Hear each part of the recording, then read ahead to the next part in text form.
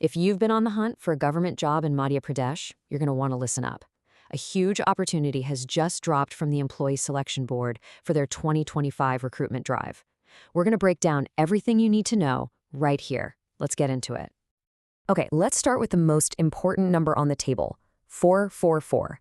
That is the total number of jobs, of vacancies, that are up for grabs right now.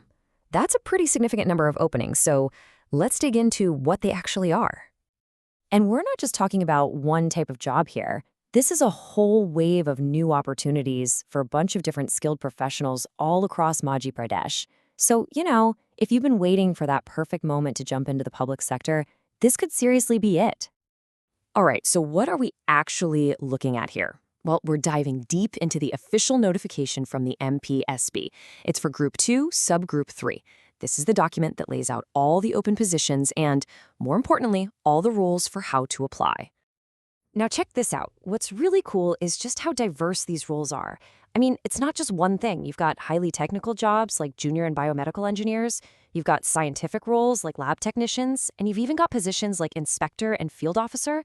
So take a good look and see if your field made the list. So you've seen the list. Maybe a job or two caught your eye. That brings us to the million-dollar question, right? Are you actually eligible to apply? In this next part, we're going to break down all the requirements, starting with age. Okay, so the minimum age for everybody across the board is 18 years old. Now, from there, the maximum age depends on your category. If you're in the general or EWS category, the cutoff is 40 years old. But there's a bit of a relaxation for others. If you're an OBC, SC, ST, or a female applicant, that maximum age gets bumped up to 45. Of course, age is just one piece of the puzzle. You also have to have the right educational background. For example, for a junior engineer spot, you're going to need a diploma or a BE/BTech. For a lab technician, they're looking for a BSc or a DMLT. And what's really great for a lot of graduates is that a role like inspector is open to anyone with a bachelor's degree in any field. Now, this is just a quick snapshot, so please make sure you check the official notification for the specific requirements for the post you want. This chart gives you a really clear visual of how those 454 jobs are spread out. You can see the EBC category has the biggest slice of the pie with 152 spots. Right behind that is the general category with 146. Then you've got 69 for ST, 58 for SC, and 29 for EWS. This is super helpful for seeing what the opportunities look like within your specific category. All right, let's talk logistics, specifically the application fee. It's pretty simple. For general category folks and any applicants from other states, the fee is 560 rupees. If you're in the OBC, SC, or ST categories, it's a bit less at 310 rupees. And just remember, this is all paid online when you're submitting your application. Okay, now for what might be the most critical part of this whole thing, the timing. The application window here is tight, and you really, really don't want to miss it. So let's look at the key dates. You might want to get your calendar out for this. The whole thing kicks off on October 29th. That's when the application portal opens. But the date you need to circle in red is November 12th. That is the absolute last day to apply and to pay your fee. It's a really short window, so you have to be ready to go. The actual exam date is still to be announced, but that doesn't matter if you miss the application deadline. So let's say you get your application in on time. Congratulations. But what happens next? This next part walks you through the entire journey, what I'm calling the selection gauntlet, from that first test all the way to the final medical check.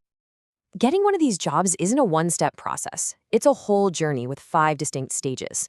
First, you've got a screening test. Then you'll take a more focused subject knowledge test. If you pass those, you'll be invited for a formal interview. And the final hurdles are document verification, where they check all your paperwork, and then a medical examination. It's a thorough process for sure, designed to find the best possible people for the job. We've covered the what, the why, and the when. Now it's time for the final piece of the puzzle, the how. This last section is your simple step-by-step guide to getting that online application filled out and submitted correctly. Okay, here's your playbook. Step 1, go to the official website, which is esb.mp.gov.in. Once you're there, find the link that says Apply Online. You'll need to register, then fill out the form. Take your time and be careful with this part. Then you'll upload your documents, your photo, and your signature. After that, you pay the fee, hit submit, and you're almost done. Pro tip, always print a copy for your own records. Before we wrap this up, I have to leave you with this one final piece of advice, and this comes directly from the official notification itself. Think of this explainer as your guide, but the official notification, that's the rulebook. It has every single detail, every specific requirement, all the fine print. So please read it carefully before you apply. And that's the full picture. We've gone over the opportunity, the requirements, the deadlines, and exactly how to apply. With 454 jobs across so many different fields, the only real question left is the one you see right here. Is this your next career move? That application window opens very soon, so now's the time to figure that out.